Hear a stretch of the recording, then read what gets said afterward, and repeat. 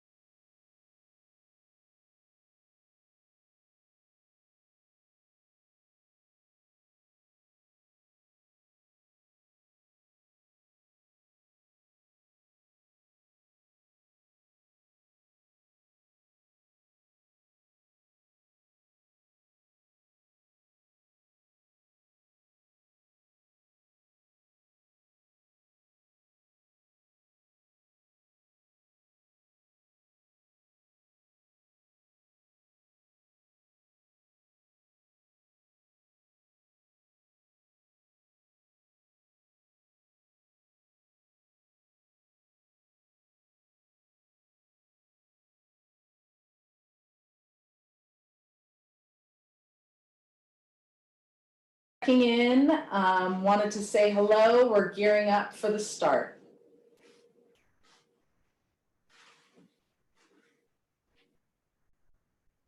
I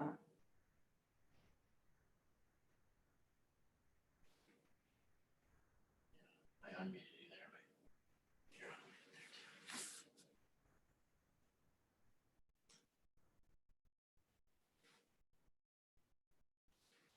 Hi.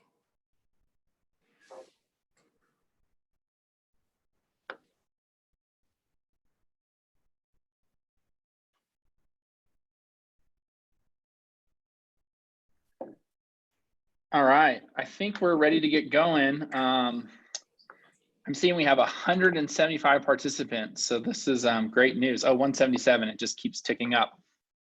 And also, thank you for everyone for tuning in at 3 o'clock sharp. That's awesome. Obviously, there's a lot of folks that are interested in this, so appreciate everyone tuning in and being available.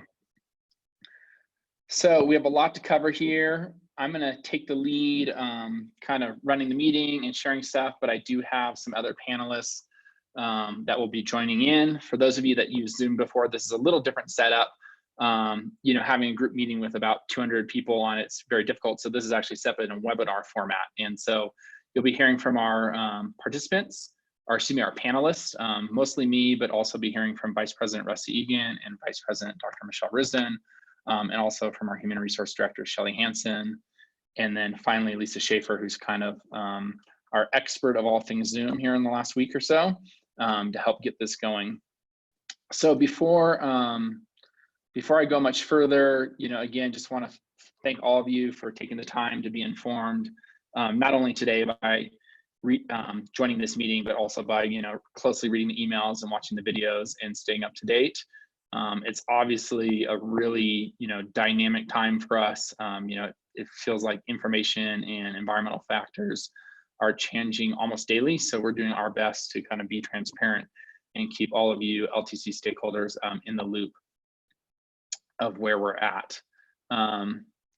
I also want to just, before I go any further into really the meat of this, definitely some thank yous are in order, really for everyone who's been so just flexible, and it's been such an evolving issue, and been flexible with the changing decisions, whether it was when we had to close the FEC or decisions about the Child Development Center or student field trips or whatnot, being very flexible about that. And definitely, want to acknowledge our faculty who have been really kind of embracing the challenge of thinking about taking a lot of courses into a virtual environment that have, historically always been face-to-face. So I want to thank our faculty members for their flexibility and just kind of willingness to kind of lean into this, and actually seeing a lot of great innovation through this. And I think we're all learning a lot about remote work practices and online and whatnot.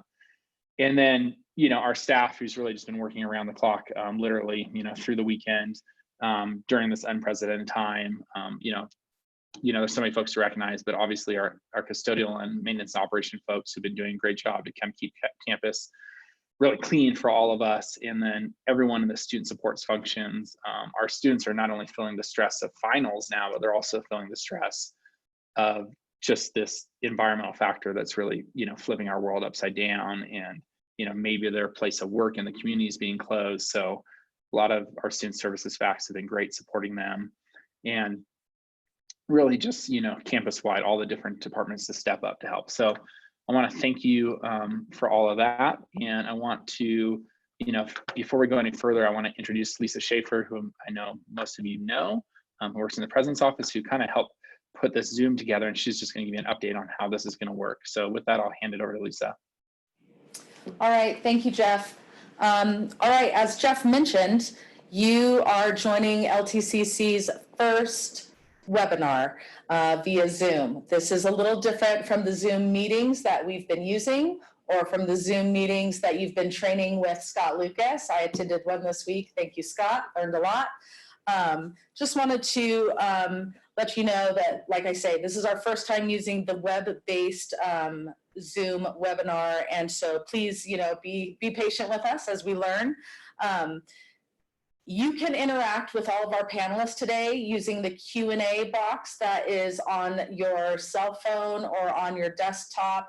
You type the questions, our panelists will try to respond in real time as appropriate, or at the end of the presentation, we have some time put aside for Q&A. Also want to let you know, as you navigate this environment, the panelist bar can be minimized so that you can see more of the presentation that President DeFranco is sharing with you.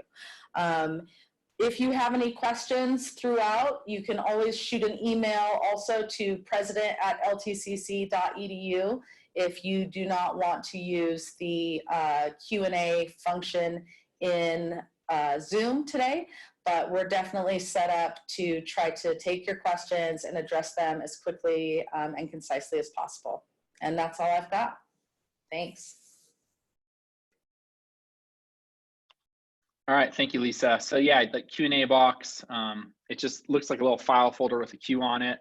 Go ahead and put questions in there. We have it set up to answer all the questions kind of at the end of the webinar once we cover the content. So that's our plan. If we see something show up in the Q&A box that makes sense to answer with the slide we're on, we'll try and catch it as we go, but assume that most of them will be answered at the end. So we'll go ahead and kind of move on to the next slide. And just want to, cover the agenda for today. Most of this was included in the email, so you have a good sense of what's going on. But really, I think first and foremost is what's the plan forward?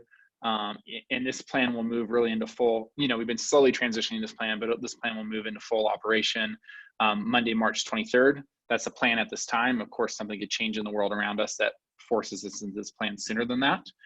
And I want to talk about the length of this, because I think a lot of the things we've seen in the news have been, oh, we're closed for a week, or maybe you saw the note from LTCC today that they're going to be closed through their spring break. Really, all the information we're getting from the chancellor's office, the governor's office, and the hundreds of articles I read is that this is something that we need to really prepare for a little bit longer term. And so our plan is assuming that we're going to be operating in kind of a unnormal environment through the end of spring quarter, and that we need to plan accordingly. And so we'll talk about today about that virtual environment, what that looks like, online instruction, virtual student services, remote work options, all those sort of things we'll cover today. And then also share with you that we're also then meeting with all the managers tomorrow morning on campus to answer their follow-up questions and make sure that they'll be able to continue to support you through the coming days as additional questions arise. Want to talk about the student supports that are being put into place. As I mentioned, this is definitely a very challenging time for our students. And I think many of us, if not all of us, recognize that sometimes campus for many of our students is their safest, most secure spot, is maybe the spot that they go to access food resources, Wi-Fi, just a warm, dry place to be. So got to be very mindful of that during this time frame.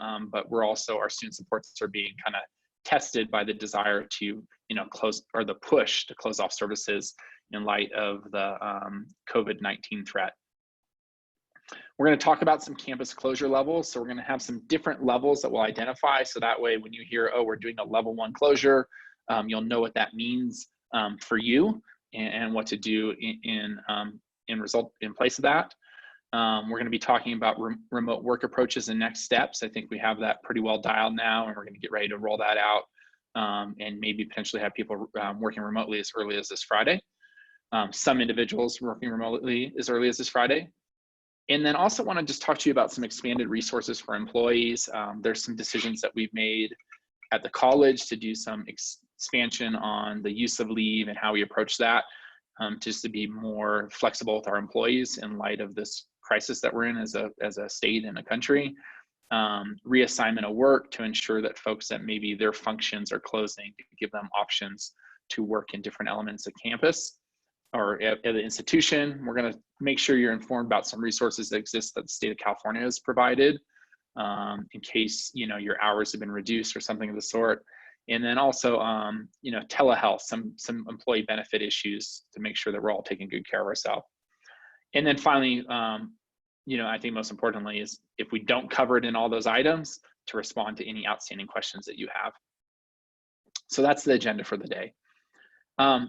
Moving forward, you already got the Zoom 101 from Lisa Schaefer. Again, this is a little different. I think most of us have been in meeting Zooms where we're all there and all participating.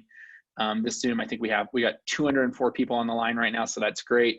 So it's set up in more of a webinar format where it's kind of a one-way presentation, but you to give feedback through the Q&A button. I do want to talk a little bit about this concept of the implementation dip. So I think you've heard me talk about this at my State of the College address. We've talked about this in many of our meetings, is anytime you do something new, there's this assumption that immediately things are just going to improve and get better. But we need to realize that, going remote, doing virtual counseling, doing online tutoring, there are going to be some challenges that we face, and that we're going to have a little bit of an implementation dip. And even though we plan to get better over time, it's not going to be easy right out of the gate. So I think it's good for all of us to, recognize this and, recognize this and assume that this is coming, and basically be prepared for it, and also be gracious with our fellow employees, be flexible with our students, right? This is a very challenging time for them as we all try and, do this together. So to the big picture, basically what we're going to cover here today is, what we've done, the plan ahead, and what to expect, right? And so let me start with that. So what have we done? This is a timeline of our decisions. I was looking back at the emails. I believe the first email that was sent to campus was on or around March 1st in terms of, hey, we're dealing with this potential crisis. Here's what's coming down the pike. And as you look at the screen, you could kind of see how it's very quickly ramped up, requiring additional responses and decisions. this started off more where it was, smaller things. All right, we're not going to have students leave the basin. Then we canceled community events, outside meetings, non-essential travel. And then I think one of the big moves that was challenging academically was to push our final exams up a week for all our face-to-face classes, which students are taking those tests today, or have been completing those assignments this week potentially. Closing the fitness education center, canceling our older adult wellness non-credit classes. We had some AARP tax help on campus. All those things have been removed. And just for those of you that are still on campus, the thinking behind that was, in any given day, we could have nearly 1,000 people come through campus, with many of them not even being our traditional students that are like full-time degree-seeking students, but more community members, community meetings. And so canceling all these kind of non-core mission essential services was really about mitigating the number of people that were on campus, and hence creating a potentially safer environment for those of us that remained on campus, and really focusing on our core academic mission in support of our students. So that was how we got there. On this Sunday, we sent out kind of this email on the plan ahead that really identified a number of these steps that were taken. On Sunday, combination of Sunday to parents and Monday to staff, we announced that we are closing the Child Development Center. It's basically in limited, very high need operations this week, and then closing this Friday for some period of time yet to be determined. Again, about limiting our exposure. So hopefully folks were able to tune in to the campus video message on the 16th, and then now here we are today on the 18th at campus-wide Zoom meeting. So that's basically what's got us to this point, and there's more decisions ahead. And the hope is that at the end of this meeting, everyone's pretty well informed on what those are. Again, I shared with you some guiding principles in the emails. These are basically the 4 things that there's thousands of decisions to make, right? And so it's difficult to say, if this happens, what to do, right? Because this thing is so dynamic and it's ever changing. And so really these guiding principles help us, become a filter for decisions, things that we look at and say, what do we need to consider while we're making our decisions? So again, safety of students and employees is paramount. So that's at the top of our decision-making list. But we also realize that we're an academic institution. The governor has encouraged educational institutions to ensure that education continues to take place. The chancellor's encouraged us to do the same. So how do we ensure that we have continuing progress towards students' academic goals and also support their basic needs? As I've said before, many of these students rely on us, not just for instruction, but for housing, for food, for mental health services. Maintaining this continuity for our students and our employees, right? And really taking into account the fiscal impact that this COVID-19 could have on services lost for students, benefits lost for employees. So trying to ensure that we take that into account of every decision we're thinking about, how may this potentially, negatively affect one of our stakeholders of who we're trying to, care for. And then this final one is really about making decisions. It's much easier to make a decision that's good for the day or good for the next week. And yes, we have to be mindful of the short term, but we're also trying to be very mindful of what are the long-term implications of these decisions for our students' ability to graduate and get a degree, for our employees and what it means for them, for the long-term fiscal health of the college and sustainability of the college. So all these things are being considered, but really everything comes back to these 4 guiding principles. And I encourage you to be aware of them. And if you have a question about a decision, how it relates to these guiding principles, feel free to reach out. All right, so first thing, virtual campus. That's a term that we've been using a lot. And, you may ask, like, so what does it mean to be a virtual campus? What does that look like? And so basically, I want to say this, although we may need to close our facility doors, we are not closing our educational and student services, right? So our brick and mortar facility may have to close up, but we are committed to ensuring that our students still receive counseling, still receive support, still receive tutoring, still receive instruction, and still can make progress towards their degrees and services, right? So that's a virtual campus. It's not going to happen how we've known it to happen in the past. It may not, the closest thing to face-to-face may be what we're doing right here, right? Just over a video screen for our students, but we're very much intending to keep moving forward in a virtual type campus environment. So basically what that means is, how do we ensure we maintain our core and essential services in support of students, staff in our community, students, employees in our community? We're not going to be able to do everything we used to be able to do, right? We're not going to be able to host big, large events, but our core stuff about supporting our students with their instructional needs, their mental health needs, right?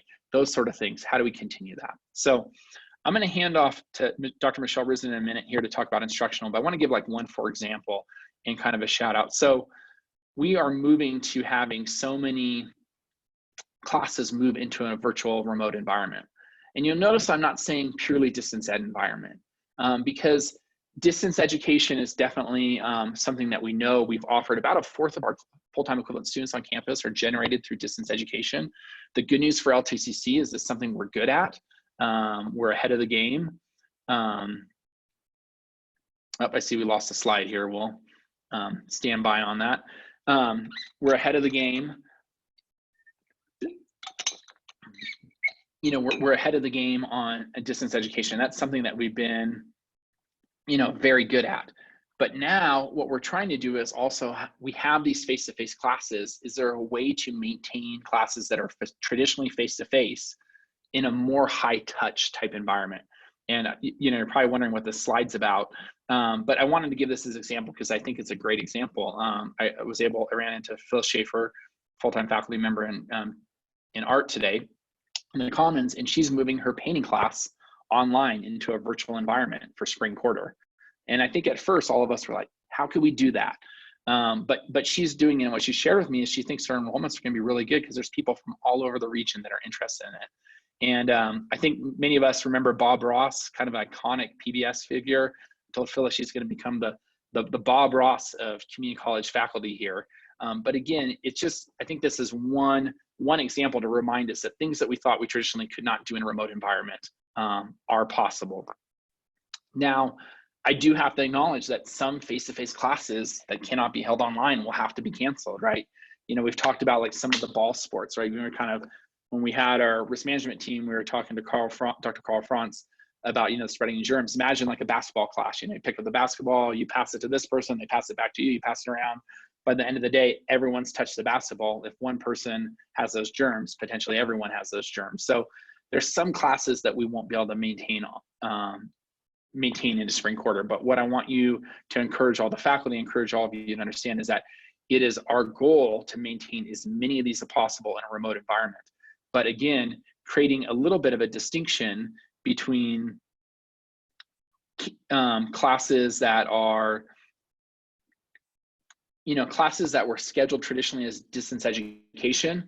Those are typically asynchronous. Students sign up for those because they want to be able to do the class 24/7, whenever they want, however they want. But if they signed up for a face-to-face class, they were expecting a face-to-face type environment. Now we can't deliver them face-to-face. And it's not like we should just go in front of a classroom and lecture and assume that's going to work. But we can have more interaction via Zoom.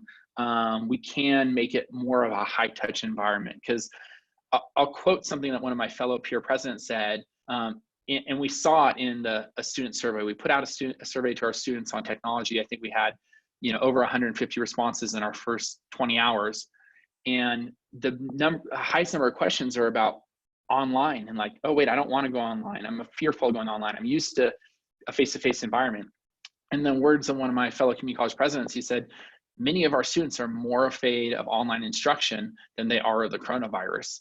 And not to make light of that, but more just to say, it's like many of our students have a lot of other fears by this change we're making. And so I want to encourage all of us to think about, how do we maintain a more face-to-face human type connection, even if it is in a virtual environment like this. So want to encourage us to do that. And again, kind of a final shout out to Phyllis on that. So I'll say one more thing about this. I want to show this next slide is we're getting ready. This will probably launch by the end of the week. We have a web page on, this virtual campus.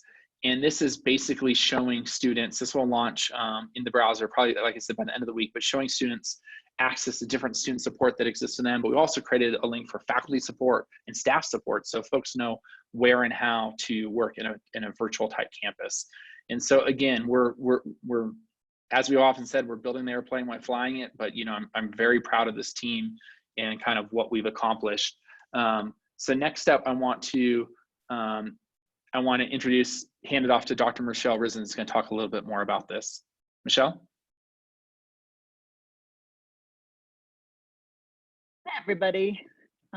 Hopefully you can hear me well here and see me. Really, President DeFranco mentioned a lot of the things that we've been talking about and thinking about from the instructional side of the college and working with faculty on. And that's really that distinction. I know a lot of people are receiving questions and concerns from students about what's happening in the spring. Are all of my classes going online? And so I just wanted to make this distinction for the larger campus community and help maybe answer some of those questions so that you can answer the questions for the students. And that really is to reinforce what Jeff just mentioned, that there is distance education, and those are the courses that we've set up online through Canvas that were scheduled to be taught online. And then there are the face-to-face courses that will have to go to a remote teaching and learning environment.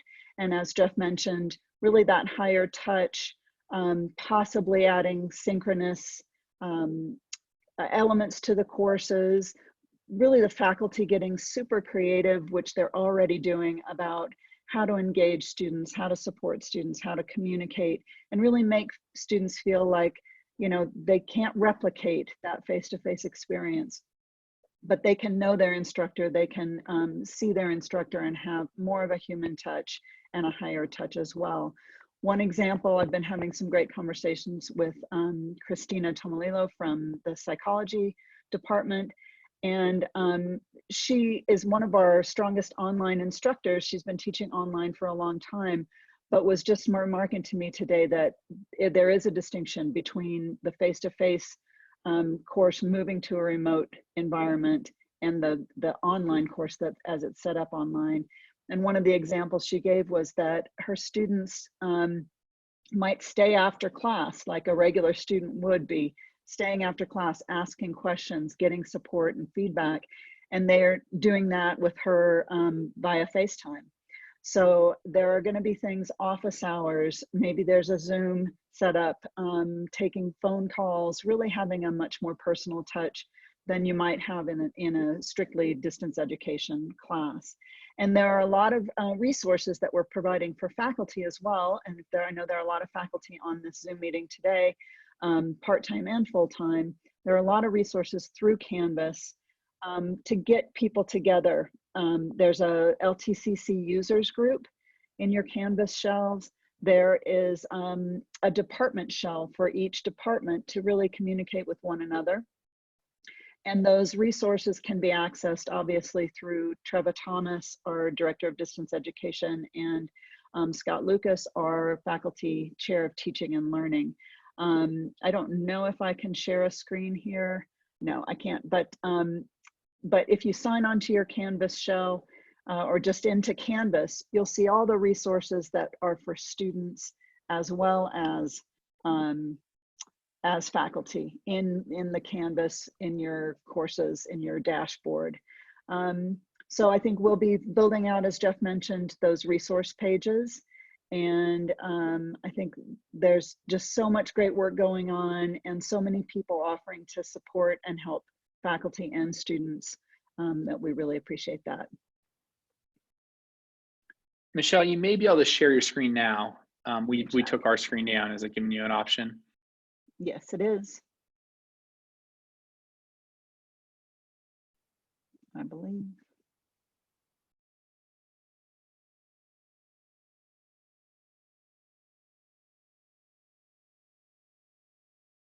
I might not be able to, Jeff. That's okay. I think if people sign on to the, just sign on to Canvas through the front page of the website, then you'll be able to see very quickly all the resources that are available there.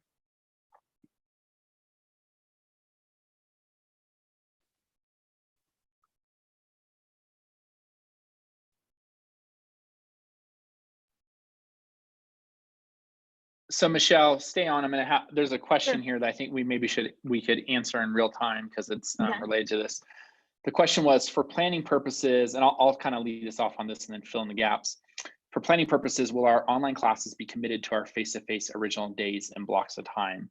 And I'll say this and then please add in is, you know, at this time, this is something we're still solving now. We know students at their time of registration expected to be available on those days and times. So if we're asking them to come together for a synchronous meeting, it would make sense to have it within that date and time. But we also recognize that our world as a society has been a little thrown upside down, in that scheduling may be kind of changed for many of our students or even for our faculty. So that's something that I think we still have to sort out. Our initial thinking is, if we ask the students to do something synchronous, it would be best to do it during that time, but it might be something that you need to establish with your students during the first week of courses. Do you have anything to add to that, Michelle? Yeah, I think you said that perfectly. We initially had thought, oh, that makes perfect sense. Let's keep those times, and we will try to do that as much as possible. But I think our students' lives are going to be changing as well. And so we're really, the word of the day is flexibility. So trying to remain flexible and work with the students as much as possible to get them the information and the content and the instructional support they need. Great, thank you for that question. Word of the day is flexibility. Okay, we'll go with that. All right, let's move on. I want to talk a little bit about student supports. You know, there's a number of things we're putting into place. Just to be, you know, to be real honest, it's not all ready yet, right? We're doing our best. One thing that we're working on is we've ordered an additional 100 Chromebooks in addition to the Chromebooks that we have here on campus. You know, we don't know, we have some already on campus and we have more coming. As you can imagine, kind of everything's backed up right now. But if students do not have access to technology outside of campus, we are collecting a list that the instruction office is maintaining of students that are in need of potentially checking out a Google Chromebook for spring quarter. So that's something we're working on. I will tell you that Lake Tahoe Unified School District had done a survey of their households employees and found that their survey results that are 96% of the households had access to internet at the home. We did one of our survey of our students earlier this week. I mean, it wasn't as high of a number of participants, but we found similar percentages. So I think the good news is many of our students do have internet in the home, although that's not by any means the case for all of our students, and they may not have the type of computer or sole access to a computer to do their work. The good news, on our virtual campus webpage, we'll be sharing some information that's been shared in Coyote Corner and some other places about a number of different internet carriers that are providing free broadband service for the next 60 days for college students impacted by this virus. There's also multiple mobile carriers that are offering unlimited data during this outbreak. They're removing data caps. And so information on that will all be on our virtual campus website, so we could direct students to these available resources so they know, you know, how to get online. So those are some things that are coming down the pike. As we move through student supports, for a while, we've had this service called tool called Cranium Cafe. You can see here, I like this live chat. We could live chat with Aaron Barnett. We could hit him up right now. But it's basically allows students to take an online appointment. Talking to the counselors, they had told me last term that about 20% of their counseling appointments were done through Cranium Cafe. So the good news is many students have already used this, but this is what we'll be moving to for online counseling. So, you know, starting March 23rd, we're not going to be having any face-to-face counseling for the foreseeable future, but we'll be using this Cranium Cafe tool.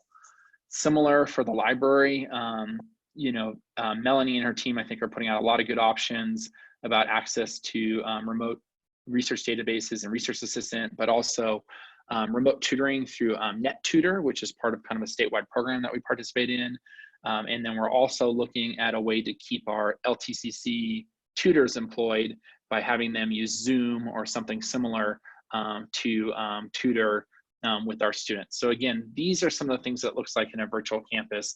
We still have tutoring, we still have counseling, we still have instruction, but a lot of it's happening more like how we're having this meeting. So that's by no means all the student supports. I mean, I think we also recognize that there is a need, students have a greater need for mental health services now than before. We're actually looking into, how to also move our mental health counseling under the Cranium Cafe approach, but also looking at some additional mental health tools that are app-based that could be made available to our students during this time. So again, it's dynamic, but it's something that we're looking at. I think also what I will say is we're very mindful. I think at the top of our core business functions that we want to keep moving no matter what is, payroll and financial aid, and partly because that's really kind of the lifeblood for our employees and our students.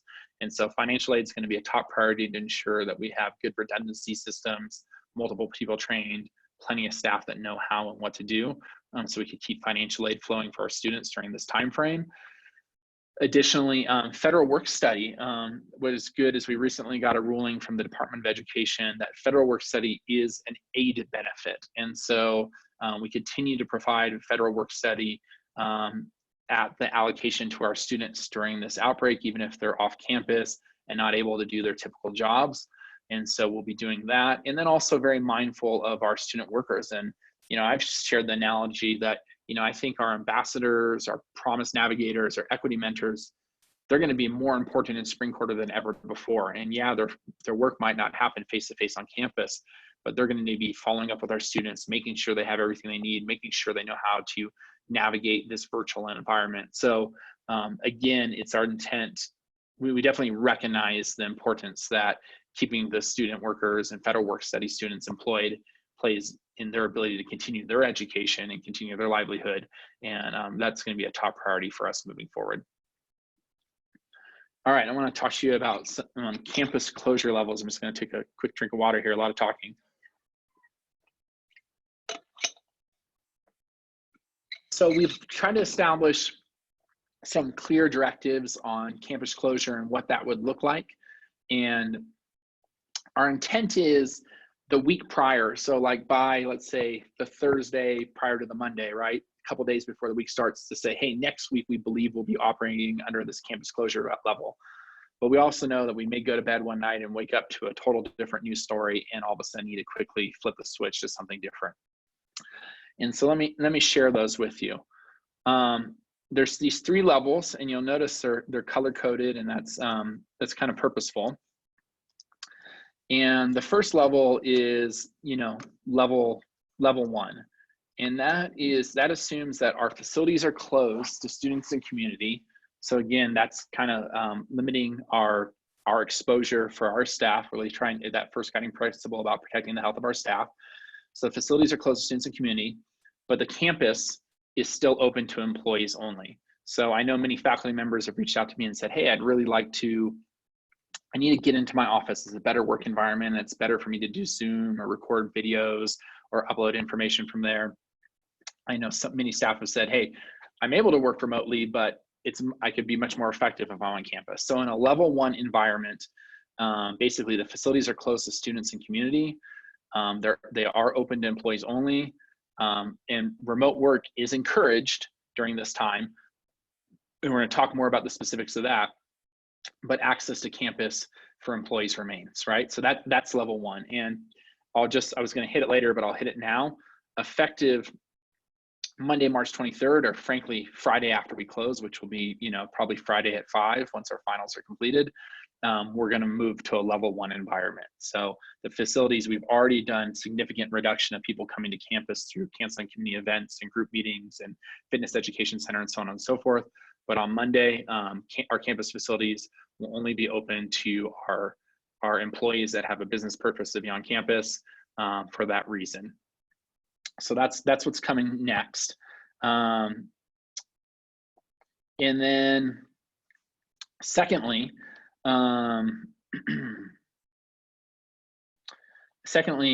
level 2 is facility. I see some Q&A coming in here. Sorry, I was kind of looking to the side. Level 2 is facilities closed to everyone except essential designated staff. So this is if we really have a more serious outbreak in our local community. We may make the decision to basically close the facilities regardless if you want to get on, only to a very short list of designated staff. I think that list is about only about 30 employees long right now. I'll give you some, I can put the obvious examples on there, payroll and financial aid. We're going to be reaching out to these employees tomorrow to pull them in for a meeting to kind of explain what this looks like. It doesn't necessarily mean that all those employees that are designated staff have to come to campus every day, but it means those are designated staff that have access to campus, because we know financial aid, a lot of the prep could be done off-site, but the financial aid back could only be uploaded on-site because it authenticates through our local servers. So there's some things like that that have to be done on campus that are core to business. So level 2, again, you kind of see the orange, right? Everyone else is encouraged to stay home and remote work. And again, you're going to hear more about remote work later from Rusty Inged. And then level 3, and I'm seeing some questions here about college ID process, that's coming, access to campus, that's coming. So, you know, we'll get to those shortly. We'll try and respond to as many of these as possible. And then level 3 is, at that point, that's 100% facility closure. The campus is locked down. Even I am not allowed to step on campus, remote work only. And so that would be in a very serious situation. I could tell you, I've been in touch with my colleagues at some of the Bay Area campuses in the communities that are in shelter in place, and they are at what's considered a level 2 right now, where the majority of their staff are remote working, but they do have some core staff on campus taking care of areas. So just as we look ahead, there's still not a community college in the state that I think is at this level 3. And so it gives us some insight what to expect. So let me get to, you know, how will access to campus be managed, current ID process. Those are in some of my next slides here. So let me get there. So effective Monday, March 23rd, a staff ID will be required to get into the building through a single entrance near the library. So everyone knows this entrance, right? Library boardroom entrance, those double doors that goes in right past the boardroom, and right past the boardroom, and then also, you know, near the library.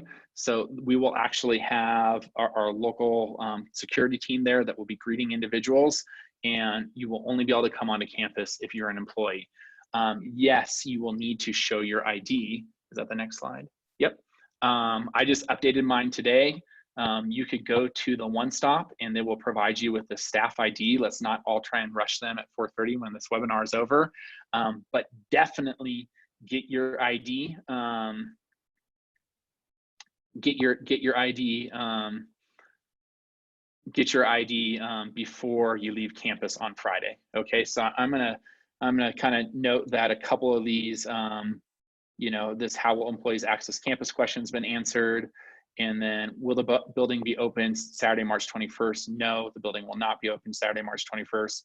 So I'll answer that live. Consider that done. And then the question about, we'll go back to the 3 levels. What's the plan for financial aid in level 3? So that's a great question. The good news with payroll and financial aid is there's significant processes that could be done remotely. So it doesn't mean that you can't continue to make progress on it before and after. There's just certain steps that must take place on campus. So during those days, those certain steps cannot take place. Now, with that said, I mean, like I said, at the top of the hierarchy of the most important things that we will ensure that we need to keep going as a campus is our payroll and our financial aid for our employees and students. And so that's going to be, you know, a priority issue for us. You know, if we get, you know, if we get at a place where we're in a state of martial law where no one can leave their house, that's going to be something that we're going to have to deal with. But we're not seeing that right now in the immediate future. And so right now, this is our plan based on the information that we know today. And our belief is that we'll be able to continue to keep things like financial aid and payroll moving. But of course, this is a dynamic environment, and we'll have to respond to that as we go. There's also a question about textbooks. I think that's on a slide that's coming up. So why don't I just get to that? Yep. All right. So a couple things. And Tim, thanks for asking this question. So a couple things. You did see that. A lot of good questions. You saw this maybe in the Kitey Corner app today. Thanks, Mel and team from the library for posting this. So the quarterly textbooks, those are the textbooks that we drop on and off for campus, will be dropped off the open book drop outside the library. Barnes & Noble has also provided a link for students that have done textbook rentals so they could return those via mail. So the good news is those can be returned, you know, through the spring quarter via those two mechanisms. But then we also are working on something that, and we haven't, to be honest, we haven't figured out all the details with this, but you see this little door that goes into the Aspen room, meeting room that's right outside the Roberta Mason Library entrance. We are going to create that as basically kind of a pickup drop-off space. And, you know, we're still setting that, but where we could have kind of a more secure, more sanitary space where if individual students think about spring quarter and you'd actually pick up their lending library books, so they'll be able to access that. Next week, we'll be receiving homework there. So if we have students that for some reason are unable to submit a written final or something like that via email to their faculty member or via Canvas, that they could do it via that area. But again, we're working some of the details out on that. As far as a couple of these questions, you know, do adjunct faculty members need staff IDs? Adjunct faculty members do not need staff IDs if they have no intent or no reason to come onto campus between now and June 30th. I think also we'll be working these out. You know, we realize not everyone's going to be able to get ID by Friday, so we'll come up with kind of a plan B on how to accommodate people getting IDs in the coming weeks and months. And then also a question was, can or should adjunct faculty get a college ID? Again, I think it's a matter, you know, we have adjunct faculty that teach for us from Portland. We have one that teaches us from New York. They're probably not going to need an ID because they're not coming onto campus in any foreseeable future. So again, talk to your maybe faculty lead and or your dean in your area and, you know, kind of understand if you believe that you'll have a need to go onto campus, and if so, getting an ID would be a good idea. And a couple other questions here. I'm just going to try and do these on the fly.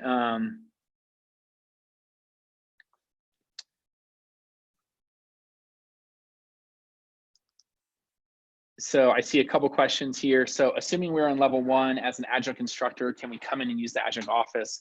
Great question. If so, what will the campus hours be? Linda, I think, well, thank you for answering that question. Great question. Yes, we would allow adjunct faculty to use that space. So in that regard, you would want to get your staff ID. We'll need to establish those campus hours. I think what I'm going to do is ask my team that's watching to take a note on that. It's probably going to be, you know, your more traditional business hours, kind of an 8 to 5 hours as we're kind of thinning our services. But we'll make a note on that so we can, you know, kind of get back to that moving forward. In terms of, yeah, I feel like the questions are coming in faster than I can respond to them. You know, one question was, can you mail out the employee ID, at least upon request, to avoid bringing off-campus adjuncts on campus? Scott, that's a great question. We'll look at that. The thing is, if you have, like I actually had my photo in the system because I had done an ID before, they were able to print a new one for me out of the system. But if they don't have your photo in the system, that might not be possible. So we'll put that on our list of kind of follow-up questions that we'll be sending some follow-up you know, answers on. So thank you for raising that, and we'll bring that forward. And then Tim Johnson asked a question. This is a great great question. With respects to textbooks, you know, what about the bookstore? We are definitely in touch with the bookstore. We do not have an answer to that question at this time. We've been brainstorming some different ideas that maybe the bookstore opens up for a short period of time to allow folks to get in. You know, the bookstore, LTCC bookstore online, does have an online element for students to get access to those books. So that's something that we're, you know, trying to work out. And, you know, again, I'm going to put that on our list of, you know, good questions that still needs a detailed answer. And we're kind of, you know, working that through. I'm just looking at my notes here real quick. So that is that.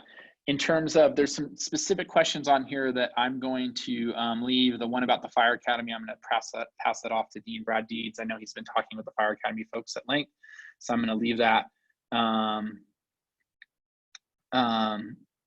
Leave that to him. There's also some questions about incarcerated student program. Our plan is that the ISP is continuing to be operate. Again, I'll leave that to Shane Reynolds, who's the director of the program. He'll be answering the specifics of how that information will be shared.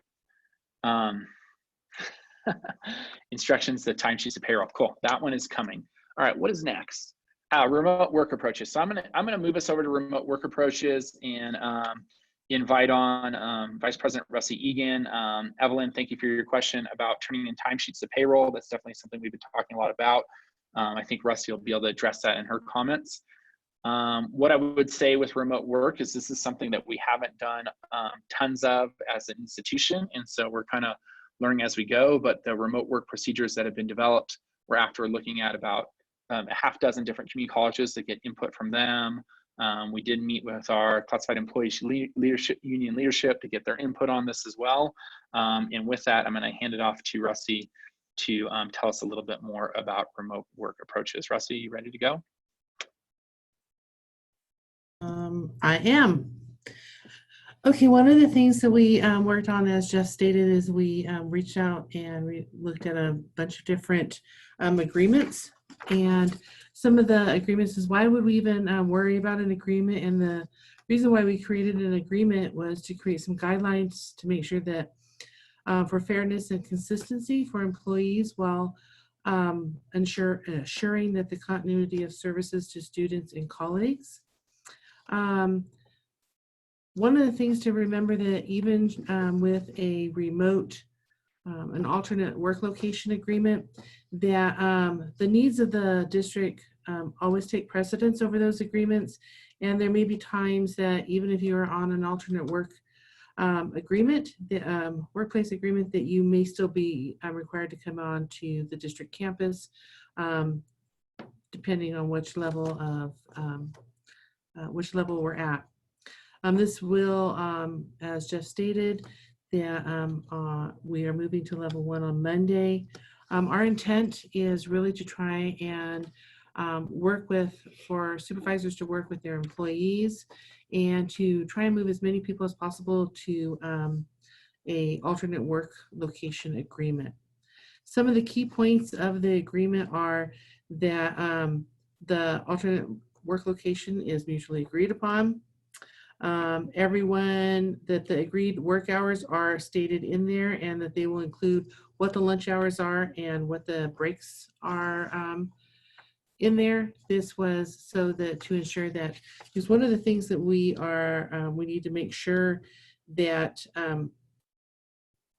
when you're on an alternate work leave agreement, you still have to complete all of your work as assigned and agreed upon, but there's an expectation that we really have to have a high level of responsiveness to the scheduled work hours, so that things are moving and things are changing, and it's not because we won't be able to get up and go check on somebody's office, we won't be able to go and go see what's going on, that we really need to make sure that during those hours that we have written down in there and stated is that we are available and responsive during that particular time.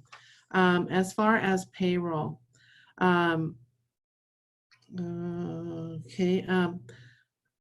as far as payroll, we are working to create some online forms moving forward, but everybody's timesheets for our part-time hourly employees need to be turned into their supervisors. You can scan them, take a picture of them with your phone and send them in.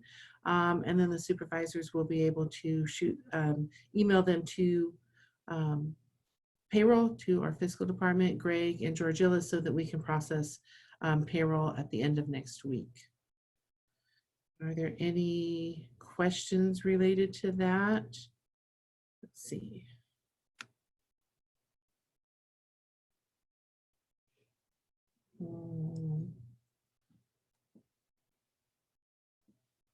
Instruction. So there you have the instruction for turning in your timesheets to payroll. Remember that every single day that we go home, every night, you need to be prepared. You need to take everything that you need, your timesheet and everything with you each and every single night. And be prepared that what if you don't come back? What if we don't open the very next day, or you don't have access to the campus? So as far as the timesheets, you can turn them in, take the copy, scan them into your supervisor so that they can be processed. As far as checks, yes, they will be sent through the mail. We are encouraging everybody to please sign up for direct deposit. You will get your checks quicker and faster. And if you're one of those that will have their checks mailed, please make sure to shoot an email to Greg Dupree and let him know, and HR, to ensure that your address is current so that we make sure they go to the right location. That's all I have at the moment. All right, thank you, Rusty. Getting back online here.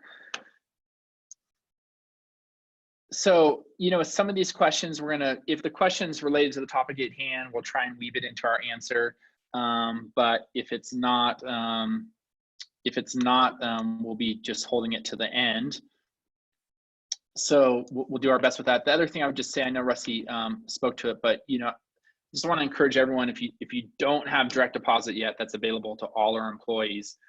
Stop by, get face-to-face with the payroll folks in the next day or two and let them get you set up on that, because that's going to really ease things for you and for them and really speed up at which time you can get those resources. All right, moving on. Want to talk about some expanded resources for LTCC employees. These are basically some additional benefits that we've decided to offer to help kind of ease this uncertain time for our various employees. So I'm going to talk those through, and then I'll also call on our Director of Human Resources in a bit to share a couple as well. So the first one is, you know, we recognize that we do have potential part-time hourly employees or adjunct employees who, because of the close of their particular division, may experience a reduction in hours as a result of us responding to this. And so what we're trying to do is reallocate their work. And, you know, I could tell you that we already have folks from departments such as the Child Development Center working in human resources as of today. I have a community ed employee that's going to be working in my office, you know, starting next week. So what we've tried to do is, I know Incarcerated Student Program is in desperate need of some additional staff support with some of their distribution of new materials. So what we're trying to do is, where and as much as possible, to find folks that may be experiencing a reduction in hours in one function and then move them over to another function.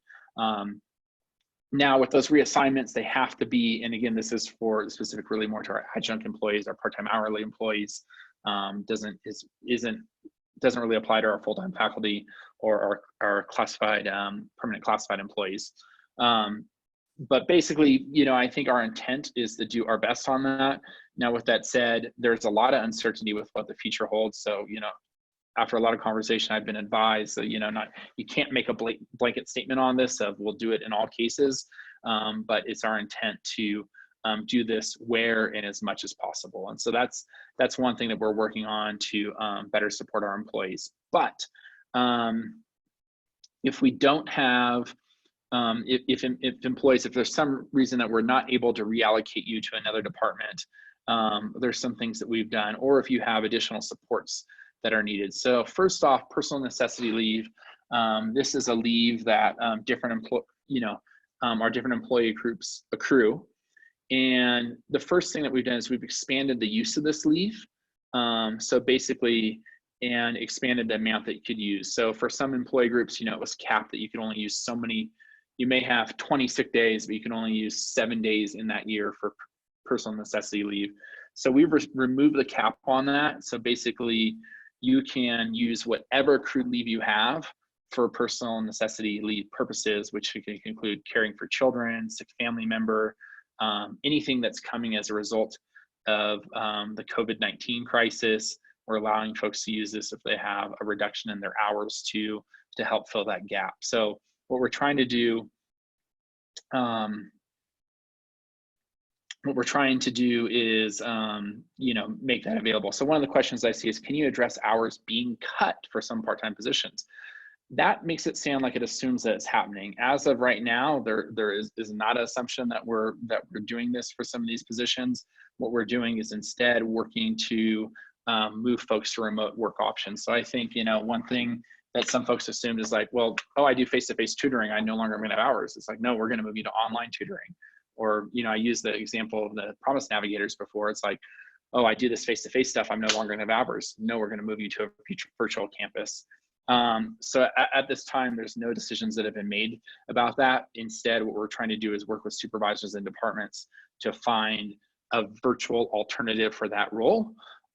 Or in a couple of examples like I used earlier, like the CDC example of as the CDC closes, trying to find additional roles for those employees on campus and other departments. Also, one thing that we're doing is expanding part-time hourly employee sick leave. So again, this is very specific to if you're a part-time hourly employee. So if you're a classified employee or full-time faculty, this may not apply to you.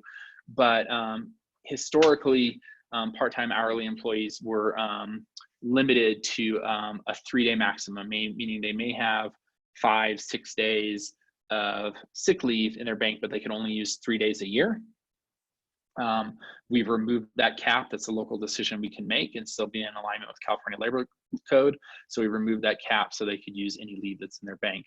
Again, just to give folks more leave flexibility if they need to use leave to kind of fill in the gaps here. All right, I'm going to hand it off to our Director of Human Resources, Shelley Hansen, to talk about these next couple things, specifically sharing what the state's done and what we're expecting from the feds, and also some benefits that exist. So Shelley, I'll let you get queued up.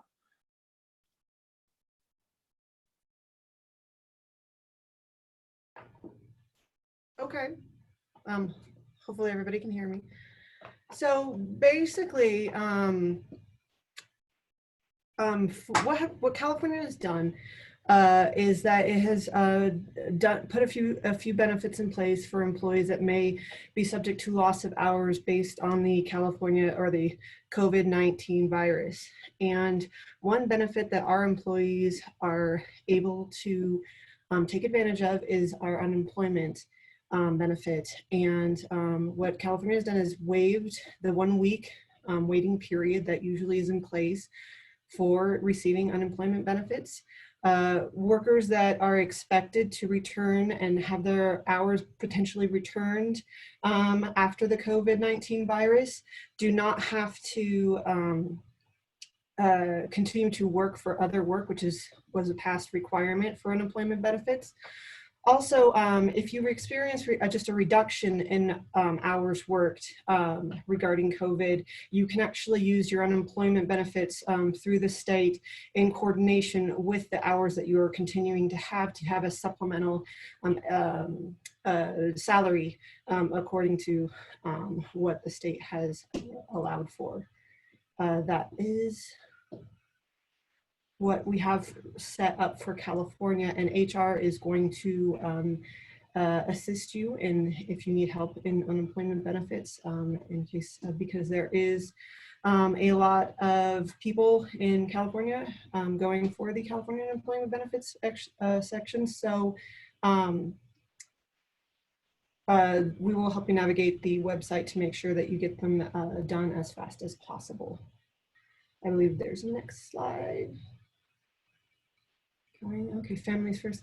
Okay, and we are also, the House of Representatives has passed a Families First Coronavirus Response Act that could potentially provide more benefits to employees for LTCC. We are monitoring that as closely as possible. It's supposed to be going to the Senate for a vote as well. And if there's any further changes, both federally or statewide, we will make sure that we are monitoring that, and we'll let employees know as policies change. Next, please. Okay, so our telehealth options. So the college has basically put a 3-tiered approach together for telehealth options for our employees. If you are a TSIG covered LTC employee, there are 3 options. We have a wellness center e-visit option, and those are for typically our high risk employees. If you have diabetes or some other form, they can help you with their e-visits and get you situated and give you advice on the coronavirus. Another one of our options is Live Health Online, and another is PlushCare. So PlushCare is our 24-hour, 7-day-a-week service, and all of our benefited TSIG covered employees are covered by that option. So I'm pulling up. And what PlushCare has actually announced, they announced this yesterday, is that they are going to soon be able to provide at-home COVID-19 testing.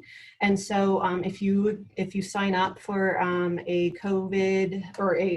PlushCare online account, you would probably potentially get updates on potentially receiving an at-home testing kit, so you can do COVID testing at home and not have to go to a healthcare professional for that option. For everybody that is not covered by our TSIG, we have an option of Live Health Online, and one of the special things about Live Health is that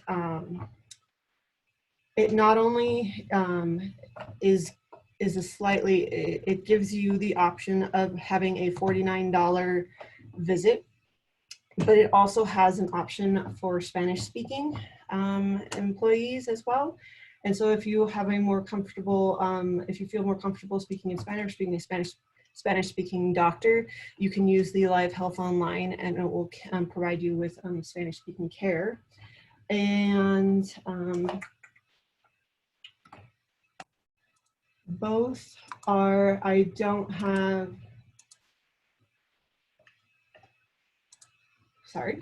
both are available to all LTCC employees, but PlushCare for non-covered employees are $99 a visit, and Live Health Online is $49 a visit.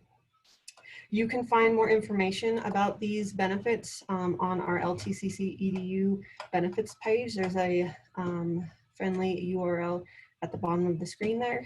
And so you are able, please also contact Human Resources when you're able, if you need help in signing up for any of these benefits. And thank you. That's all I want.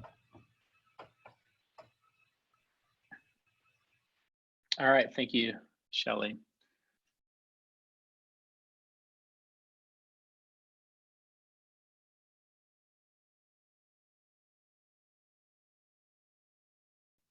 Okay, thank you, everyone. So we're kind of, that wraps up our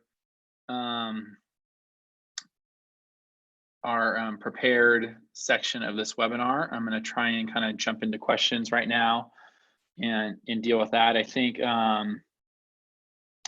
you know, what I would say, just looking at some of my notes here, again, you know, I think partly what these questions have done is they've raised a lot of good questions that we have not yet solved. And, you know, again, this team's been working around the clock, worked the entire weekend on this, but have raised some good questions here. So I'm going to try and answer as many of these as I can right here, and then also call on my other panelists if they have a question they believe they can answer with definitively, to go ahead and hop in and do this. But I think, you know, as I said, you know, right now, you know, in many cases, you know, definitely understand the concerns, and unfortunately, we just don't have answers for everything, because this is so unprecedented and so so dynamic. So looking back at the questions, and I know some of you actually got direct typed answers. The deans have been on here and doing answers back to you directly. So I know some of these have been responded to.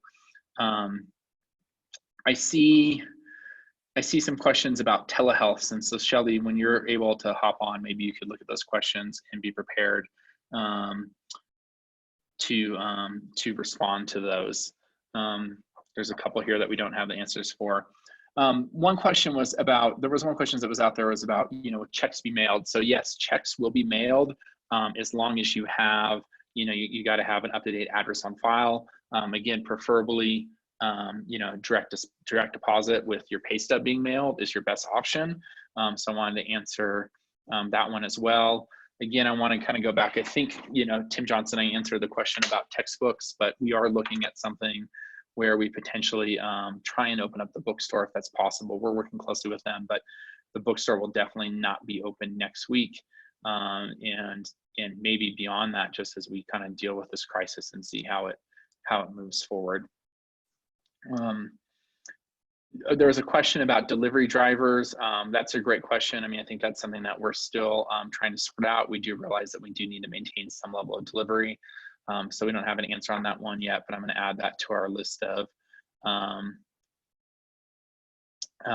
questions that needs to be solved. One question was, can classified employees go on unemployment? Yes. I mean, our intent is to, again, like I said, reallocate people to other positions and keep them employed. But going back to the slides that were shared by Shelley, if you might pull up the California slide again, the state of California has done a number of things that are very employee friendly, which is basically you go straight to unemployment insurance. You don't have to wait for a week. You don't have to be actively looking for work. So they've removed some of those barriers. And also the unemployment insurance, sometimes it's not just a matter of, I was employed, now I'm unemployed. It might be my hours were reduced or my rate has been lessened, and the unemployment insurance could help make up that gap. So thank you for that question, Leslie, and we'll consider that one kind of answered. I think also what we will do is many of these questions, all these questions, even though they may be disappearing on your screen, they're showing up on our screen of ones that have been answered. This will become good fodder for us to start doing our responses for FAQs. One of the questions was any updates on the Child Development Center?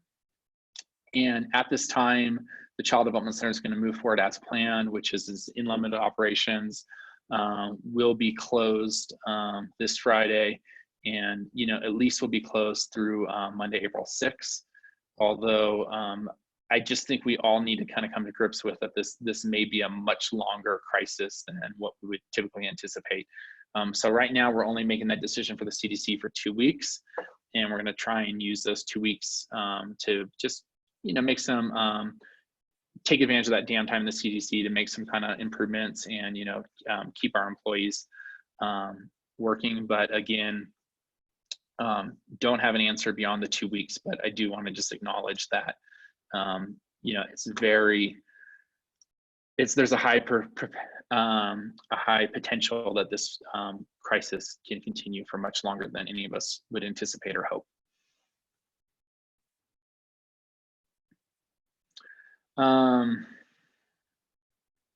Yes, so gosh, so many good questions. If one question was, what does this mean for athletics such as LTCC soccer? I could tell you that the California Community College Athletic Association has canceled all spring sports. So even if we were in season for soccer right now, it would be canceled. Additionally, Major League Baseball, NBA, right? These are all being canceled. And so at this time, I do not see any, practices and definitely competition for athletics at this time. And I know that's obviously very disappointing to us as a community, and also, of course, disappointing to our athletes. But we do know that these high touch, high contact, high sweat, high body fluids activities are, definitely more likely to have transmission of COVID-19. So great question. And I don't know, Shelley, if you're out there, maybe hop on here because there's a couple of HR questions. I might answer something you don't want me to do. But okay, I see Shelley Hansen's going to answer this question live. Good. Shelley, you take this one. Are you coming? Okay, I'll start. So Scott, great question. Are adjuncts eligible for unemployment benefits for classes canceled due to COVID-19 rather than demand? And our understanding right now is yes. And that really part of it is with unemployment insurance. They reach out to the employer and say, oh, is this really unemployment? And we're not going to be contesting any of those. We're going to be as employee friendly as we can. But I see Shelly's turned on here. So Shelly, I'm going to let you, I'll weigh in if needed, but I'm going to let you kind of take the lead on a couple of these questions. If you want to follow the question I just responded to make sure everything I said was right. Yeah, absolutely. I have been trying to answer them by typing, but there's a lot coming in. And I accidentally made my window super short. For the adjuncts eligible, yes, they are eligible for unemployment benefits. Yes, the basic answer, yes, for adjuncts as well. Also, if you're an adjunct and you're getting reallocated for work and are working less hours, you can use unemployment benefits to supplement the loss of hours that you would have worked as an adjunct instructor. Let me see, was there other ones? That is, the other ones I believe I was able to answer by typing, but I could say in some form there was a question regarding international students and student workers, and if the California benefits applied to them as well, and in some form, yes, but work with human resources to help you navigate those aspects, because there are different forms that you're going to be needing, and potentially working with the international students program office. Anything else? Do you want me to cover, Jeff? Yeah, just hang. Why don't you hang there, and I'll start getting some, and then we'll kind of just go. Gosh, so many questions. So, one question is, let's see.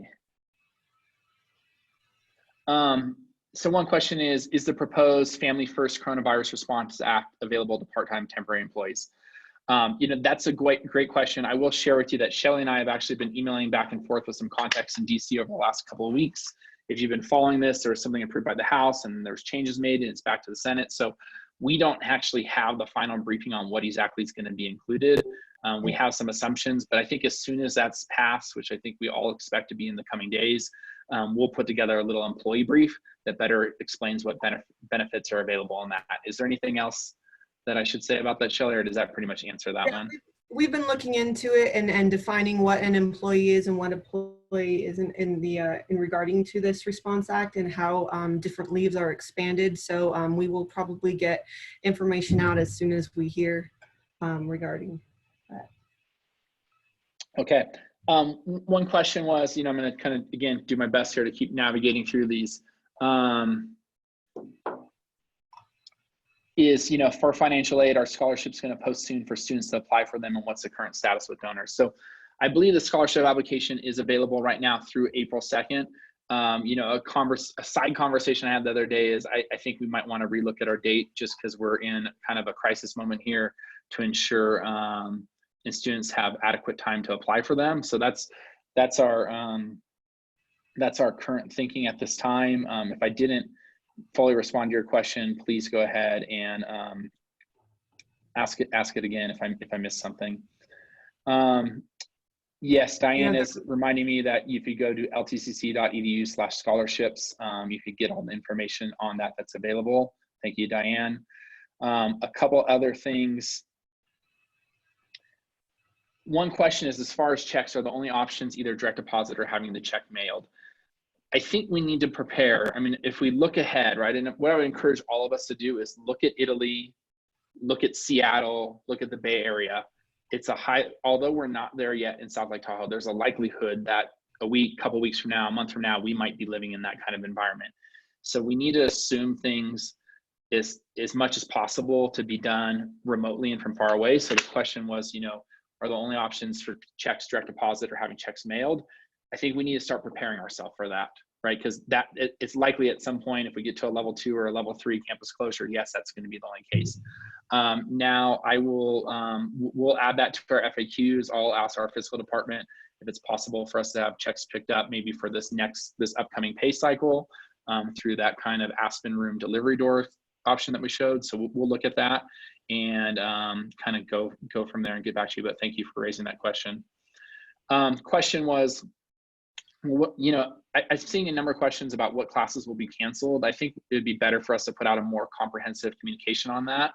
but I can tell you that most of the wilderness classes, there's definitely some classes that are looking to be canceled. And it's not just us, but this is the American Association of Mountain Guides is given directions on not offering classes. So I think there's a high likelihood of that, but we will be, again, putting out some further direction on that. Question, if we get to a level 3 campus closure, how are we going to be getting mail delivered, specifically invoices and bill payments? If we get to a level 3 campus closure, there's probably no mailman. You know what I mean? Like if we get to a level 3 campus closure, that means that basically the town is shut down and sheltering in place and no one is able to go out. So we'll have to deal with that. Right now, we're only looking and envisioning a level 1 or level 2 campus closure in the foreseeable future. So I appreciate the question being raised. I just don't know the answer to that, but if we get to a level 3 campus closure, likely a lot of things are going to be very different in our community at that point in time. So we're going to have to probably, you know, cross that hurdle when it comes. Just kind of working through here. There's a question, if one of the panelists, there's a question about, can we have the email address for where to send our checks? I'm assuming that's the email address to ensure that maybe your address is up to date. So if somebody has that, one of the panelists, if they could get that to me or come on and share that.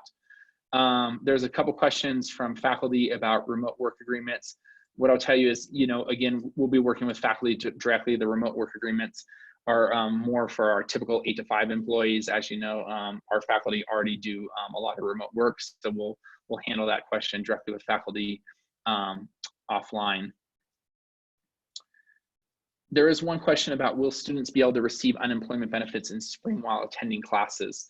That's a good question. Shelley, do you know the answer to that? Or you want to take a stab at that? I guess it's probably based on the personal situation. Yeah, if they've received a reduction, and this is actually, the unemployment benefits are not just for Lake Tahoe Community College employees, it's for the state of California. Any employee that has experienced a reduction in workforce due to the coronavirus is eligible for unemployment benefits based upon how much work they have been, or how much money they're losing, or how much wages that they have earned for the last year. And so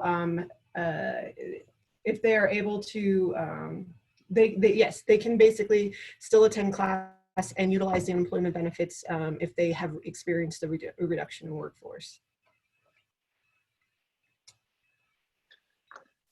Thank you. There was a question earlier about, and I know some of these have been answered individually in the chat, but I wanted to just answer them for the entire group so people could get, Sure. So everyone can kind of benefit from them.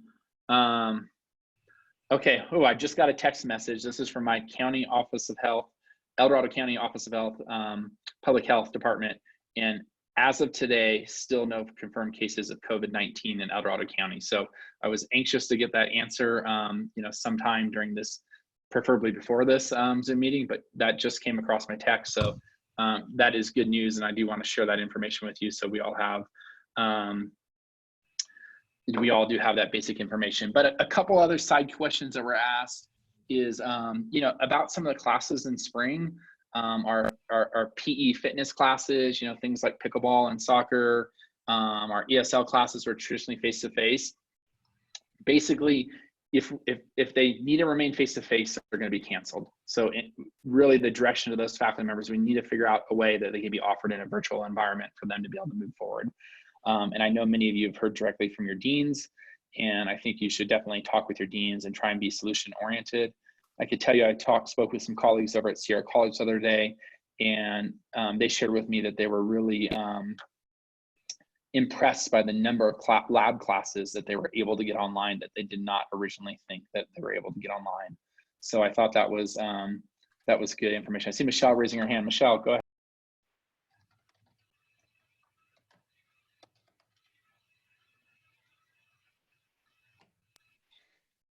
I don't think we could hear you yet.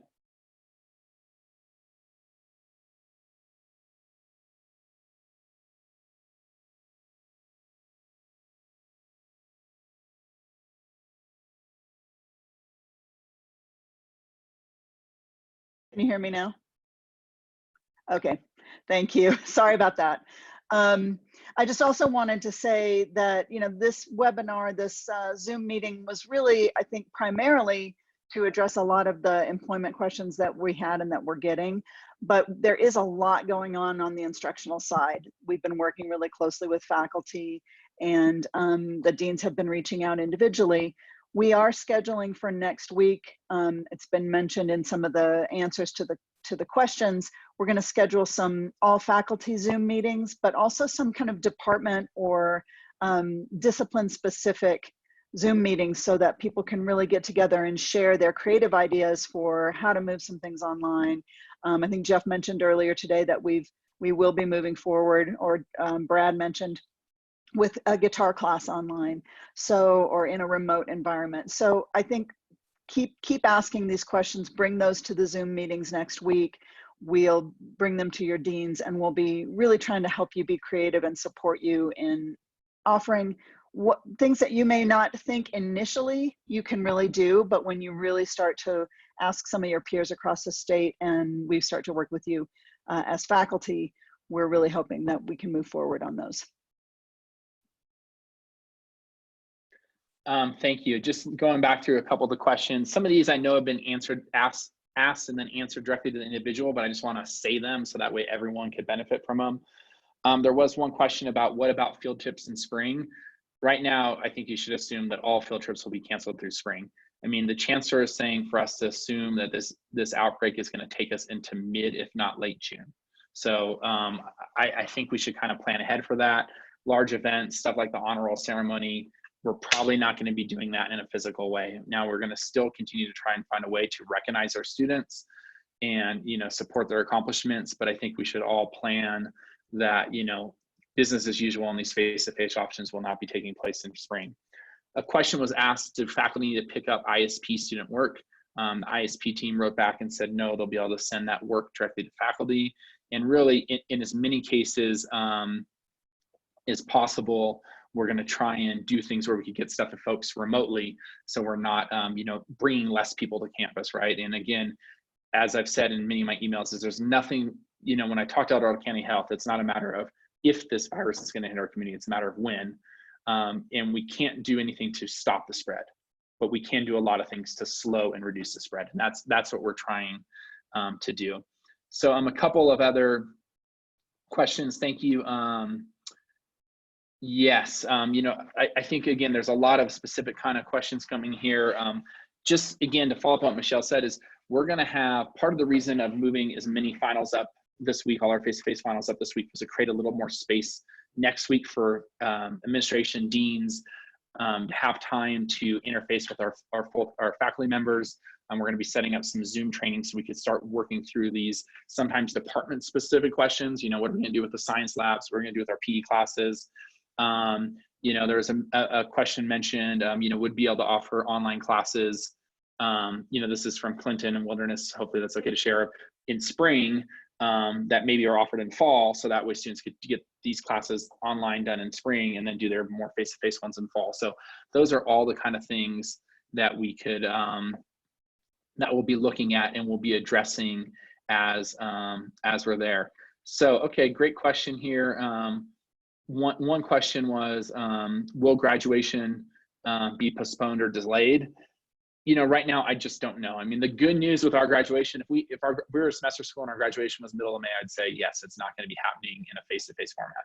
Now, it's the end of June, so a lot could change between now and then.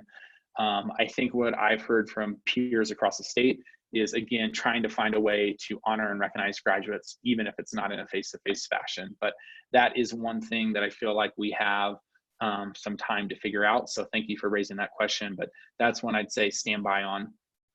Another question is intensive summer, Spanish Summer Institute this summer. Great question. Good news is that's not till August. Right now we're moving forward, assuming that we will be able to offer ISI this summer, right? I mean, it's got a long history on this campus. We want to continue it, but I think we will also be having some Plan B conversations about a virtual ISI, although that would not be our intent, and it's our hope. You know, as we look to August, you know, the things we're hearing is, hey, we should be through this by August, but we just don't know. Question was, as of Monday, are student employees coming to campus for work? Are we moving them to remote? That's a great question. So that's going to be specific to them working with their supervisors. We're pulling all the supervisors together tomorrow at 9 a.m.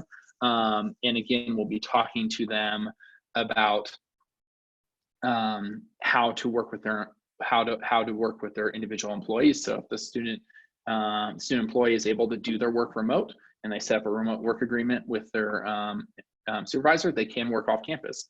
If they're not able to, we're still in level 1. So any employee, which includes our student employees, is allowed to come to campus. Now, with that said, I just want to, for all of us, this is just about employees in general, is to remind all of us that we all are now responsible for each other. Like, the better care we take of ourselves, our health, our hand washing, our distancing from others, not going to high occupancy places, is to the benefit of all of our health. So that is the question. In terms of, there's a question about employees over 65 related to some of their recommendations about employees over 65. Instead of trying to answer this here, I want to encourage, if you have an individual question that's specific to, what happens if your class is canceled and your hours, what happens if you're over 65, reach out to Human Resources directly, and they'll be best able to answer that question. Final question, will student clubs be suspended, or will they have a life online? That's a great question. I mean, I think our hope is that we find again, we're thinking about how do we virtualize everything, because we know student clubs is a way to keep folks hooked in and engaged. So we want to do that as much as possible. There was a question about, if you don't have personal checks, can you set up direct deposit? It sounds like from Greg Dupree, who worked in payroll for many years, that you should be able to get print and save your bank's online banking platform information and bring that in to get your direct deposit set up. Banaz says hello. Hi, Banaz. So anyways, that's about, we peaked at about 200 people on the live stream. We got 210 people on the live stream. We got 197 right now. I want to say a few kind of closing thoughts, and then oh, that's a good one, Banaz. Thank you, Banaz. That's a good closing thought to really start us off. Please stay calm in the stress. This is from an expert in anatomy and physiology.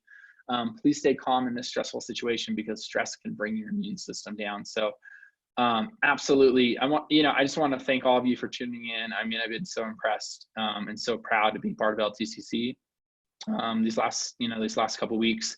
And we're doing good work here. We're doing tough work. It's totally uncertain time. So thanks for sticking with us. And again, a big warm virtual hug to all of you. And, there's a high five for Shane. I know he loves high fives.